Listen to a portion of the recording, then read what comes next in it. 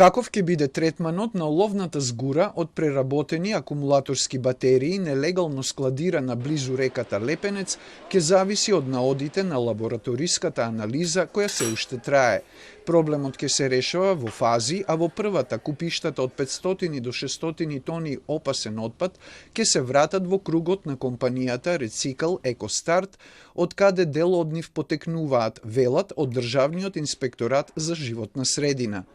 Во првата фаза отпадот ќе биде вратен во кругот на компанијата Рецикл Екостарт во општина Чучер Сандева, а потоа ќе се бара решение на проблемот.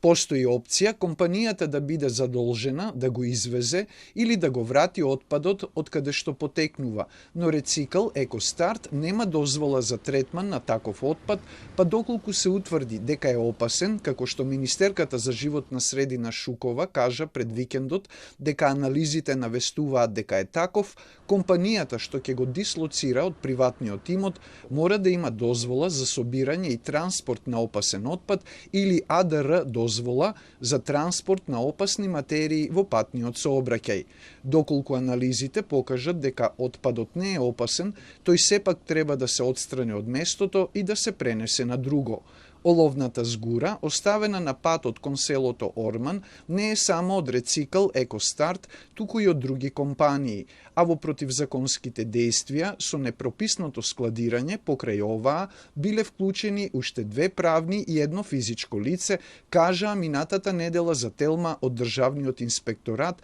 по дводневната проверка на документите за работата на компанијата. Незаконското работење е нотирано во записникот кој инспекторатот го достави до Рецикл Екостарт. Компанијата има рок од 8 дена да даде забелешки. По добивањето на лабораториската анализа, инспекторатот ќе изготви решение со забрана и наредба во законски рок да биде отстранета оловната згура, откриена при вонреден инспекциски надзор, а за утврдените законски повреди ќе биде поведена постапка за санкционирање на Рецикл Екостарт, за што ќе бидат известени МВР и јавното обвинителство, дополнуваат од инспекторатот.